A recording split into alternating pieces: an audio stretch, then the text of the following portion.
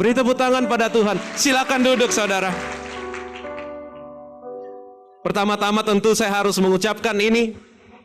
新年快乐，恭喜发财，身体健康，万事如意。Dan saya ingin Anda untuk katakan pada kiri dan kanan Anda jika Anda merayakan hal yang sama. Jika Anda tidak siap membawa angpau bagi sahabat tetangga Anda, nggak apa-apa, bisa disusul. Tapi saat ini saya ingin Anda untuk mengatakan pada kiri dan kanan Anda 新年快乐 jika Anda merayakannya. 新年快乐，身体健康。主耶稣祝福你， Tuhan Yesus memberkati Anda. Amin. Saya berpikir tentang Chinese New Year. Dan bagi orang Chinese ada 3 kata yang sangat-sangat powerful. Bahkan sebelum kita menerima Tuhan dan setelah kita menerima Tuhan, 3 kata ini benar-benar menjadi hal yang penting dalam kehidupan banyak orang-orang yang datang dari kebudayaan Chinese. 3 kata ini adalah Fu, Lu, dan Shou. Fu itu artinya berkat, hoki, Fuqi. Kalau Anda kenal bahasa terkenalnya hoki, Fuqi. Dalam bahasa Hokkien jadi hoki, dan di Indonesia kan menjadi hoki. Tapi berkat, fortune, berkat. Yang kedua, nah ini yang paling penting ya, Chinese New Year itu soal, ya jangan lupa ya, Chinese New Year. Dan ini penting, Fu ini penting sekali buat orang Chinese New Year. Yang kedua adalah Lu. Dan Lu sangat dekat hubungannya dengan Fu. Karena Lu artinya adalah kekayaan. Nah ini sangat penting bagi kita kebudayaan Chinese. Tapi Tuhan mempunyai kebudayaan yang lebih baru daripada itu dan lebih abadi. Dan yang ketiga adalah Shou. Shou, jika Anda mengerti Chinese, Shou, bukan kurus ya. Shou, kalau bahasa Chinese salah ngomong itu salah arti. Ya. Kalau Shou bisa jadi kurus, tapi Shou juga bisa berarti umur yang panjang, badan yang sehat. 3 kata ini adalah sangat penting bagi kebudayaan Chinese. Dan yang terutama daripada 3 hal ini adalah Fu. Jadi setiap rumah mempunyai Fu. Kalau orang Chinese terutama yang tidak di dalam Tuhan, Fu itu gede-gede di setiap rumahnya. Dan mereka suka namain anaknya Fu semuanya. Ya. Fu Qi, Fu Chai, Fu Qing, Fu Long, Fu. Semuanya Fu. Tapi ada 3 kata lebih penting lagi dan lebih abadi bagi semua kebudayaan, karena kita mempunyai kebudayaan yang baru di dalam Kristus. Mulainya juga F. Kalau Chinese-nya Fu. Kalau dalam bahasa Inggris yang kata pertama adalah faith, iman. Yang kedua adalah hope, pengharapan. Dan yang ketiga adalah love. Dan yang paling besar daripada ketiga ini di dalam kerajaan Tuhan adalah love. Amin. Love, kasih Tuhan melalui hidup kita. Dan saya ingin katakan pada Anda, bagi kita semuanya terutama dari kebudayaan Chinese, tanpa love, Fu tidak ada artinya, Lu tidak ada artinya, Shou tidak ada artinya. Karena di dalam love, Tuhan berikan segalanya itu. Dan bahkan jika kita punya segala itu tapi tidak mempunyai love, hidup ini tidak ada artinya. Dan keabadian tidak ada artinya. Amin. Saat kita masuk dalam bulan keluarga ini, Tuhan ingin banyak berbicara tentang love, I, ke dalam hidup kita. Amin. Mari kita mulai membaca. Mari kita baca ayat firman Tuhan dari Lukas pasal 6, ayat 47 sampai ayat 49. Karena ini adalah hati Tuhan. Saat kita masuk dalam bulan pernikahan bulan Februari ini, Tuhan berbicara banyak kepada saya melalui ayat ini. Karena itulah yang Dia ingin bangun di dalam setiap pernikahan jemaat Gereja Mawar Sharon, dan siapapun Anda yang sedang bersama dengan kami melalui internet, melalui kebaktian, dan jika Anda nanti menonton DVD ini, ingat inilah yang Tuhan ingin bangun di dalam pernikahan kita. Mari kita baca Lukas pasal 6 ayat 47 sampai 49. Setiap orang yang datang kepadaku dan mendengarkan perkataanku serta melakukannya, aku akan menyatakan kepadamu dengan siapa ia dapat disamakan. Ini adalah satu persamaan. Ayat 48, ia sama dengan seorang yang mendirikan rumah. Orang itu menggali dalam-dalam dan meletakkan dasarnya di atas batu. Ketika datang air bah dan banjir melanda rumah itu tidak dapat digoyahkan. Karena rumah itu kokoh dibangun. Akan tetapi barang siapa mendengar perkataanku, tetapi tidak melakukannya, ia sama dengan seorang yang mendirikan rumah di atas tanah tanpa dasar. Ketika banjir melandanya, rumah itu segera rubuh dan hebatlah kerusakannya. Suatu saya berdoa untuk firman Tuhan di bulan keluarga, Tuhan memberikan saya gambaran satu bangunan yang kokoh. Dan Tuhan membukakan kepada saya rahasia bangunan yang kokoh. Bukanlah desain arsitekturnya, bukanlah gayanya minimalis, atau gayanya yang klasik, atau gayanya yang country. Tidak ada satu gaya pun menentukan kekukuhan dari satu rumah, atau interior daripada rumah itu. Tapi yang membuat satu rumah kokoh adalah fondasi daripada rumah itu. Dan Tuhan berbicara kepada saya soal fondasi di dalam pernikahan daripada anak-anak Tuhan. Karena Dia ingin membangun satu fondasi yang kokoh di dalam pernikahan kita. Di tahun 2011 tahun, the year of increase, tahun untuk bertambah. Dan yang Dia ingin tambahkan di dalam pernikahan kita, dalam pernikahan setiap jemaat di tempat ini, setiap anak Tuhan, adalah kekokohan di dalam pernikahan kita. Amin. Ada tepuk tangan bagi Tuhan. Banyak orang yang kalau melihat rumah, mereka suka lihat modelnya, suka lihat catnya, suka lihat perabotnya. Dan kita paling senang ke rumah yang baru. Rumah baru, show home, itu adalah rumah yang bagi kita adalah impian-impian kita. Sama dengan pernikahan. Dalam pernikahan kita juga suka memfokuskan akan manifestasi dari luar tentang pernikahan. Dan kita inginkan itu. Oleh karena itu kita ikut seminar bagaimana supaya lebih romantis. Bagaimana supaya istri dapat lebih disayang suami, suami dapat lebih disayang istri. Kita membaca buku, Rubahlah Suamimu dalam 24 jam. Dan istri membaca buku, Rubahlah Istriku dalam 12 jam. Suami lebih gak sabaran. Dan kita melakukan semuanya itu, tapi seringkali kita lupa bahwa perubahan itu, apa yang kita rindukan dalam pernikahan, itu adalah hanya manifestasi dari atas. Yang kita perlu kerjakan adalah meletakkan fondasi-fondasi yang benar di dalam Tuhan. Dan hari ini saya akan berbicara fondasi. Kebaktian 1 dan 2 saya berbicara 2 fondasi. Dan kebaktian 3, 4 saya berbicara fondasi. Keduanya ada 4 poin fondasi yang Tuhan bukakan pada saya untuk membangun pernikahan yang kuat. Yang pertama, setiap pernikahan dimulai dengan satu visi, suatu angan-angan. Dan saya paling senang kalau ke pernikahan, hal yang pertama saya lakukan kalau masuk ke dalam ruang pesta pernikahan, saya suka lihat wedding photo, pre-wedding photo. Dan akhir-akhir ini pre-wedding photo itu sangat-sangat menjadi bisnis yang besar. Karena setiap pengantin mempunyai angan-angan yang indah tentang pernikahan, dan mereka pakai baju yang bagus, mereka berpose semanis mungkin di tempat yang semanis mungkin. Tempat yang mereka dulu mungkin pertama kali ketemu, mereka pertama kali makan bakso bersama. Yang pertama kali yang laki go down and oh please will you be my wife, dan mereka foto di situ. Tempat itu pre-wedding photo. Dan itu menggambarkan satu visi awal dari apa yang ungkapan kasih, ungkapan pengharapan yang dimiliki oleh kedua mempelai. Mari kita lihat sedikit klip tentang pre-wedding photos.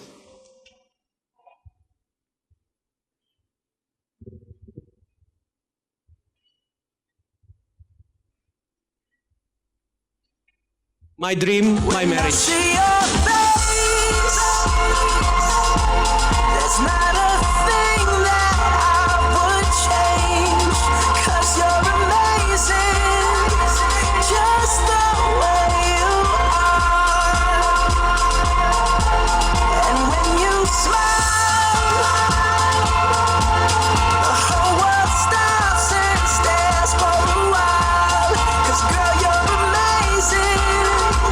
Just the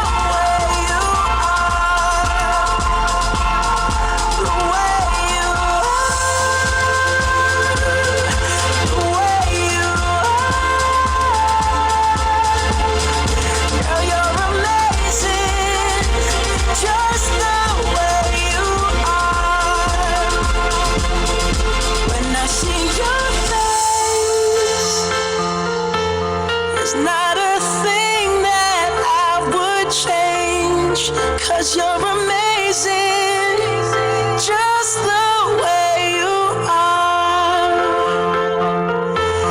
And when you smile, the whole world stops and stares for a while. 'Cause girl, you're amazing, just the way you are. Yeah.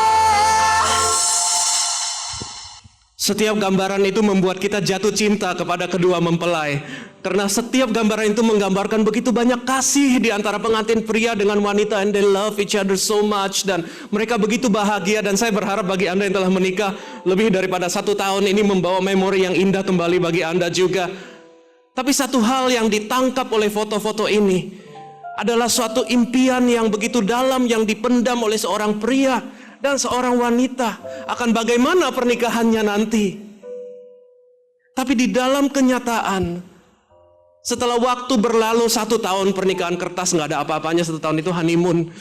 Tahun kedua saya lupa pernikahan apa namanya, pernikahan bulu ayam mungkin. Lalu tahun ketiga itu pernikahannya sedikit lebih berat dari bulu ayam, dan akhirnya menuju ke pernikahan emas dan pernikahan perak dan pernikahan besi baja. Tapi sewaktu tahun demi tahun berlalu, kedua pasangan berjalan melangkah demi langkah, melewati hari H mereka di mana mereka berpose dengan begitu indah. Kenyataan mulai masuk dalam kehidupan pernikahan. Masalah, konflik, tantangan. Dan ternyata sebagian besar daripada kita, dan saya juga mengalami ini, karena saya juga dulu berpose 11 tahun yang lalu dengan foto wedding yang sama. Dan saya melihat kembali, kita mengalami banyak masalah, banyak kekecewaan, banyak tantangan, dan banyak orang kehilangan visi pernikahan mereka yang mula-mula. Dan akhirnya suami dan istri menjadi kecewa, menjadi pahit, menjadi dingin satu dengan yang lain. Dan akhirnya mulai hambar dan saling menjauh. Dan hari ini, saya percaya Tuhan ingin untuk menggantikan visi kita yang sudah rusak itu dengan satu visi yang baru yang Dia ingin taruh dalam pernikahan kita. Dan visi ini datang dari tahtanya yang penuh kasih sendiri. Amin. Oleh karena itu, hal yang pertama yang Tuhan ingin kita bangun di dalam pernikahan kita adalah visi pernikahan. Hal itulah yang akan membuat kita kuat pada saat kita mengalami masalah, kita mengalami tantangan, keadaan berubah, fisik pun berubah. Saya ingat waktu 11 tahun yang lalu saya lihat foto wedding saya, rambut saya masih banyak sekali. Dan hari ini saya berjuang habis-habisan supaya bagian tengah rambut saya itu tidak habis. Dan setiap kali saya duduk di situ dan kamera syuting dari belakang, saudara, saya buka rahasia aja, saya PD-nya hilang sama sekali. Karena saya bisa melihat efek zaman ke atas tubuh saya. Dan keadaan berubah. Tapi satu hal yang Tuhan ingin kita punyai dan tidak kita sia-siakan adalah satu visi yang Dia ingin berikan dalam hidup kita. Karena visi pernikahan akan selalu menguatkan pernikahan. Amin. Dan visi yang dari Tuhan akan membawa rencananya benar-benar menjadi nyata. Saudara tahu, visi pernikahan tidak pernah terlambat. Anda mungkin berpikir, saya sudah nikah emas 50 years. Apalagi visinya? Visinya tinggal 2 peti. Tidak. Abraham menerima visi pernikahan dia pada waktu dia berumur 75 tahun. Dan visi yang Tuhan berikan kepada Abraham bukan hanya visi untuk pernikahan dia dengan Sarah, bukan hanya untuk visi antara dia Sarah dengan Ishak, tapi visi dari turun-temurun, generasi by generasi. Dan itulah visi yang Tuhan ingin kita tangkap di dalam pernikahan kita, dan visi yang Tuhan ingin kita tulis di dalam pernikahan kita, menulis ulang visi itu. Amin. Karena Tuhan ingin berikan kita hal yang besar. Saya sangat senang dengan apa yang dikatakan oleh Yosua. Yosua mempunyai satu visi keluarga. Dia katakan, tetapi aku dan seisi rumahku, kami akan beribadah, kami akan melayani Tuhan. As for me and my house, we will serve the Lord. Tapi hari ini banyak anak-anak Tuhan setelah menikah, mereka tidak lagi mempunyai visi pernikahan. Karena visi pernikahan mereka selesai waktu mereka wedding night. Nah, dengan selesainya semuanya pre-wed foto dan semua wedding night, visi pernikahan selesai. Dan mereka masuk dalam visi pernikahan yang baru, tapi sudah tidak berpusat pada pernikahan. Mereka mengejar visi kesuksesan. Kita mengejar visi karir. Kita mengejar visi untuk mengumpulkan sebanyak mungkin hal-hal yang kita anggap penting. Kita lupa untuk meminta Tuhan satu visi pernikahan yang baru. 2 bulan yang lalu saya membaca artikel di Jakarta Globe dan di Jawa Post sempat muncul juga. Ada seseorang yang kalau saya katakan Anda pasti kenal juga. Namanya, sebentar saya buka dulu. Namanya adalah Sri Yono. Dan Sri Yono adalah seorang miliarder. Dan visi hidupnya setelah menikah adalah membuat siomay. Tampilkan fotonya Sri Yono. Visi hidupnya adalah membuat siomay. Dan dia menjadi sangat sukses dengan siomaynya. Siomaynya merajalela, mempunyai gerai di Plaza Senayan dan di seluruh Jakarta, dan masuk dalam semua supermarket. Dan orang-orang sangat senang dengan siomaynya. Tapi apa yang terjadi? Dia hanyut dengan visi siomay dalam pernikahan dia. Dan dia lupa akan visi pernikahan yang sejati. Karena dia menjadi tambah lama tambah sukses, tambah lama tambah kaya. Dia masuk dalam banyak masalah yang menghancurkan pernikahannya. Akhirnya setelah sukses beberapa tahun, istrinya meninggalkan dia, membawa kedua anak wanitanya yang berumur kalau nggak salah 11 dan 7. Dan sampai hari ini dia belum bertemu dengan kedua anak yang dia sangat sayangi, dan istrinya menolak untuk kembali sama dia. Saudara, jika visi pernikahan Anda adalah siomay, Anda akan mendapatkan siomay. Jika visi pernikahan Anda adalah pasangan Anda akan dapatkan kasih Tuhan dan kasih dari pasangan Anda, dan Tuhan akan berkati pernikahan Anda, dan Anda pun akan tetap dapat siomay. Sampai hari ini, naikkan fotonya lagi. Sri Yono menjual di dekat CBD Jakarta, dekat Plaza Senayan, tempat dia sukses dulu. Dia menjadi miliarder dan dia bangkrut habis. Akhirnya dia dikasih modal pas-pasan untuk mulai jual siomay lagi. Tapi dia bertekad, dia mengerti sekarang visi yang sebenarnya dalam pernikahan dia. Dia tahu lebih penting pernikahan daripada siomay. Oleh karena itu dia mulai memakai baju pink. Dia mulai mengerti what does it mean to love and to be loved. Dan dia mulai menjual. Dia mempunyai, kalau nggak salah saya baca di artikel, 10 t-shirt pink, 10 celana pink, 5 kaos kaki pink, 2 jam tangan pink, sampai kawat giginya pun pink. Dan waktu ditanya, mengapa kamu pakai pink? Because now I know that my family is more important. Pernikahanku, keluargaku lebih penting dari siomay. Dan di sepedanya, dia menaruh 2 teddy bear. Karena dia ingin jika anaknya yang dia tidak pernah lihat sudah berapa tahun itu melihat foto itu, dia ingin anaknya tahu bahwa dia sayang sama anaknya, dia kangen sama anaknya. Saudara, saya tidak ingin jemaat gereja Mawar Sharon untuk menjadi Sri Yono yang baru. Tapi saya ingin jemaat Mawar Sharon untuk benar-benar mengerti visi kasih yang Tuhan taruh di dalam pernikahan Anda. Amin. Jangan tukarkan istri atau suami Anda dengan siomay-siomay dunia. Lebih enak dikasihi, lebih enak memiliki kasih yang sejati daripada kasih yang semu yang dunia tawarkan. Saudara, kita membutuhkan visi yang datang daripada Tuhan. Karena visi dalam pernikahan akan memberi kita arah, saudara. Visi dalam pernikahan akan memberi arah dalam pernikahan kita. Saya tahu banyak daripada kita sudah mengalami tahun demi tahun, dan kita merasakan up and down. Tapi pada saat kita melewati up and down itu tanpa visi daripada Tuhan, maka kita akan merasa sangat-sangat frustasi dengan pernikahan kita. Dan bahkan kita pun merasa, aku ini seperti naik kapal di tengah-tengah lautan, dan saya tidak tahu mau dibawa kemana. Seakan tidak mempunyai arah lagi, tidak mempunyai prioritas lagi, dan hidup menjadi sangat hambar. Oleh karena itu Tuhan ingin kita mempunyai visi dalam pernikahan. Karena visi akan memberi kita prioritas. Dan visi akan membuat kita untuk lebih siap untuk berkorban.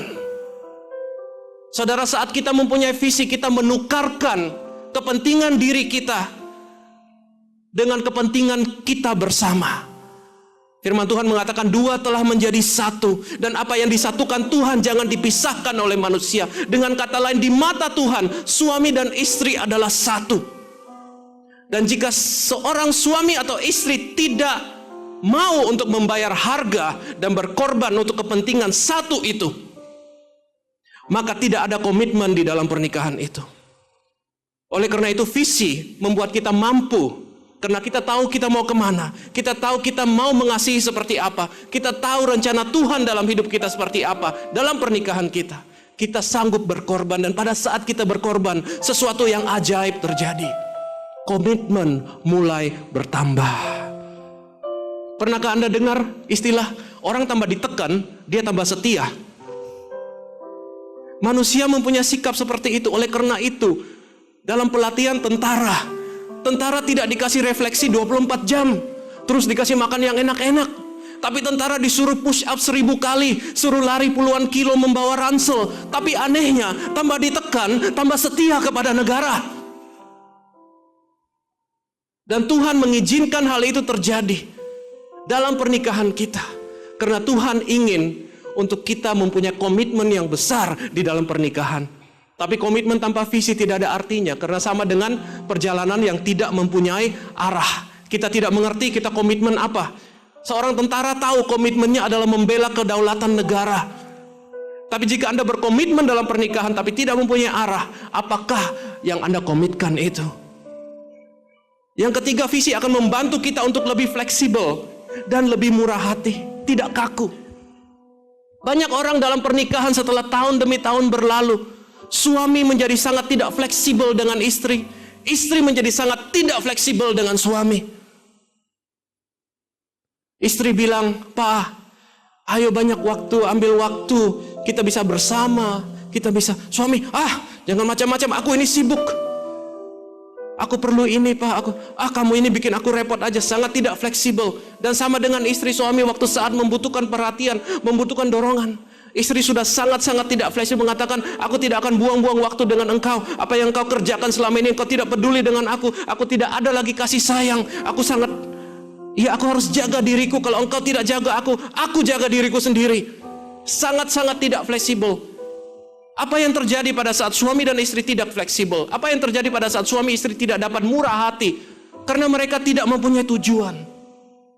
Pada saat kita mempunyai tujuan, kita mengerti kita sedang berjalan bersama. Kita mengerti bahwa kita akan berjuang bersama. Dan ada waktunya di mana kita harus mengalah. Ada waktunya kita harus memberi. Tapi kita tahu tujuan kita tetap. Tapi orang yang tidak mempunyai tujuan akan menjadi orang-orang yang merasa sangat menjaga rasa aman di dalam dirinya.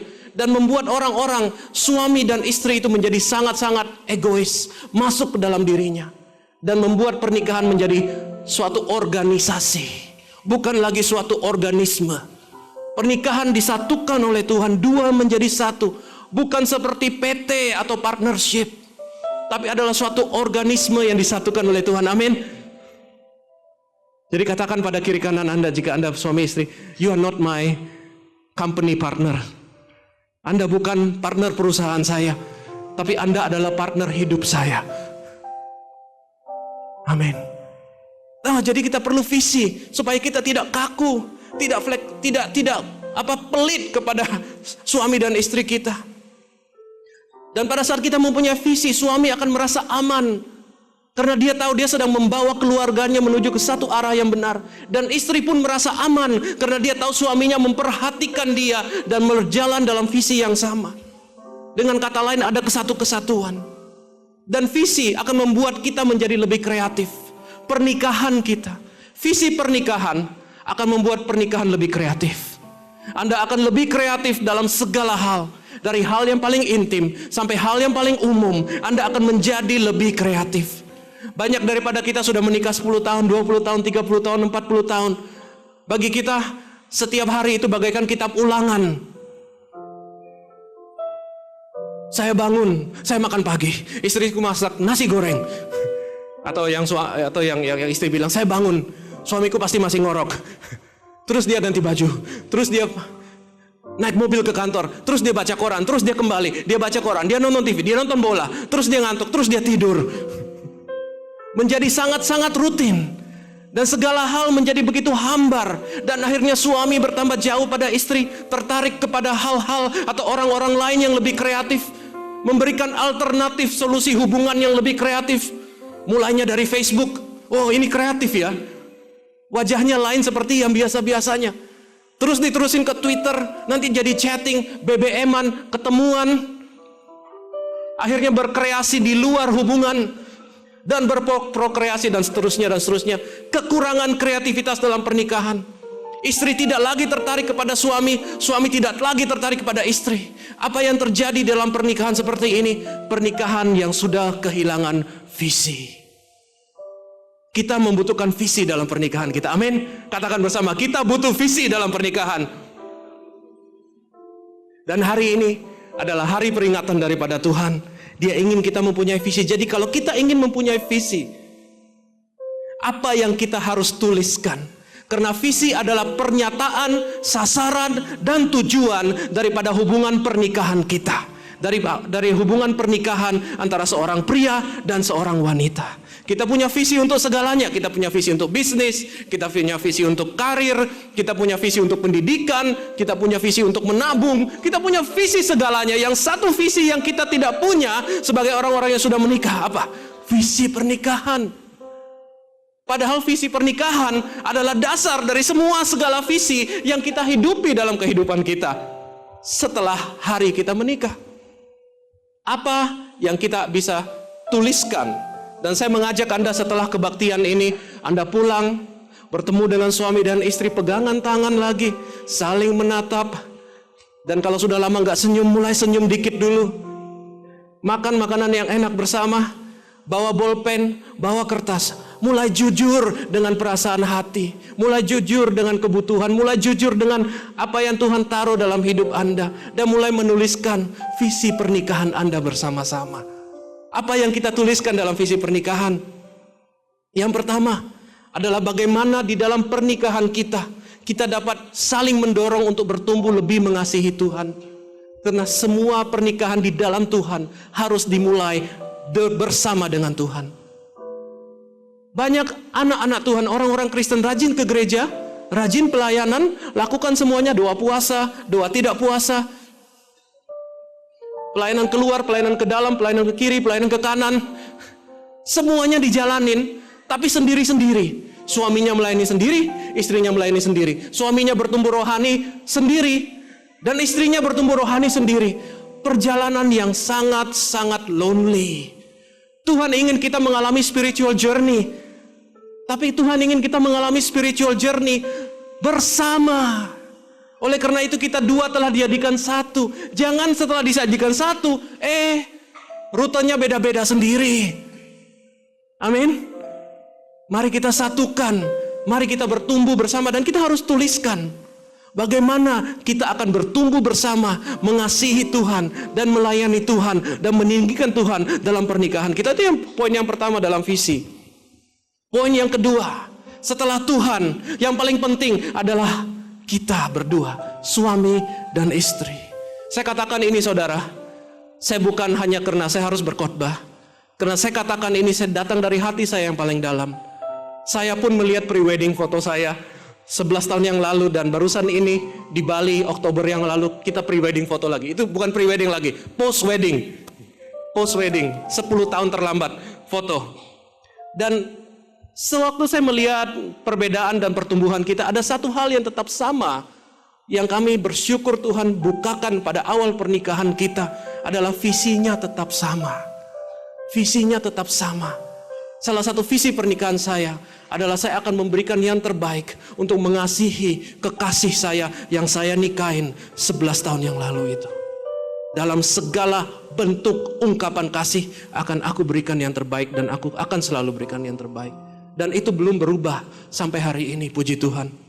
Jadi bagian kedua dalam visi adalah bagaimana kita akan lebih saling mengasihi. Bagaimana kita akan mengungkapkan kasih kita. Bagaimana kita akan menumbuhkan kasih kita. Amin. Kita tidak berbicara tentang metode. Kita berbicara tentang sasaran. Sasaran. Kita bisa katakan, sorry selama ini aku tidak membuat engkau rasa dikasihi. Karena aku tidak membuat engkau rasa aman. berada di dekatku. Karena begitu dekat aku seperti bulldog. Dan engkau harus kabur dari bulldog. Aku mengerti. Mulai hari ini aku jadi chihuahua. Gampang didekati. Menggigit tidak sakit. Amin. Jadi packing. Jadi hal-hal itu kita mulai bicarakan dan kita masukkan dalam visi pernikahan kita. Hal yang ketiga yang kita masukkan dalam visi pernikahan kita adalah sasaran kita untuk anak-anak kita. Dan jangan berhenti pada anak-anak, tapi berhentilah pada generasi demi generasi. Karena jika Anda percaya Tuhan memberkati 40 generasi ke depan, Anda harus mulai mengaminkan itu di dalam visi pernikahan Anda. Dan saya hari-hari ini mulai berdoa untuk generasi. Saya bukan lagi berdoa untuk anak saya Crystal dan Kaylee, tapi saya melihat lebih daripada Crystal dan Kaylee. Saya melihat anak-anak dari Crystal dan Kaylee. Saya melihat anak-anak daripada anak-anak dari Crystal dan Kaylee. Dan Anda bisa bayangkan dan seterusnya 40 generasi ke depan. Tuhan berikan otoritas itu. Dan Tuhan berikan urapan itu bagi Anda dan saya sebagai suami istri untuk mendoakan itu. Amin. Mari kita tuliskan itu. Dan yang terakhir baru kita ngomong tentang apa yang kita ingin capai secara prestasi dalam pernikahan kita. Baik dalam bentuk aset, baik dalam bentuk bisnis, baik dalam bentuk apapun. Jadi kita mulai dengan apa yang kita ingin capai dalam hubungan kita dengan Tuhan, dengan satu dengan yang lain. Dan akhirnya dengan anak dan generasi keturunan kita. Akhirnya baru soal-soal keuangan. Dan ini harus lebih daripada segalanya, saudara. Dan saya menantang Anda untuk mulai menuliskan visi pernikahan Anda. Dan Anda akan lihat di dalam visi itu Tuhan akan nyatakan kebesarannya. Amin. Karena visi tidak dapat datang tanpa iman dengan Tuhan. Jika Anda adalah orang beriman, pakailah iman itu untuk menuliskan visi yang Tuhan berikan. Tapi saudara, saya akan bertransisi kepada fondasi yang kedua.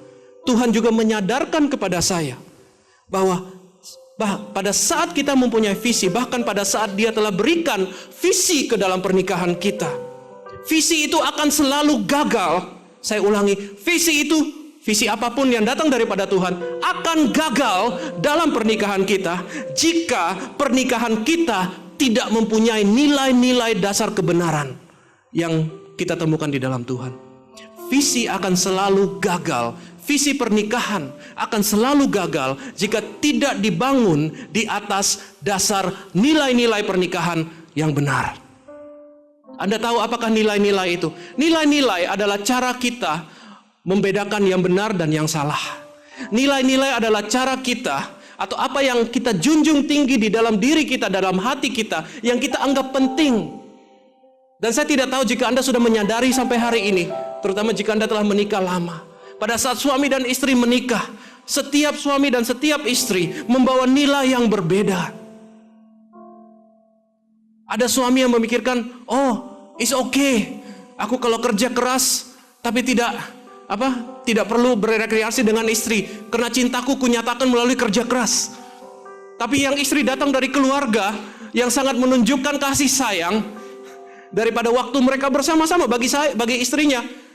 Aku dikasihi, artinya nilainya adalah kita mempunyai banyak waktu.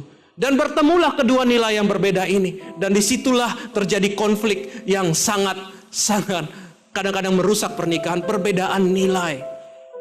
Oleh karena itu, Tuhan ingin kita bawa nilai kita yang berbeda dan satukan dan bawa nilai itu di dalam kasih Tuhan. Amin. Oleh karena itu, hal yang kedua yang kita butuhkan adalah nilai-nilai ilahi dalam pernikahan kita. Mari kita lihat klip ini, berbicara tentang nilai-nilai ilahi di dalam Tuhan.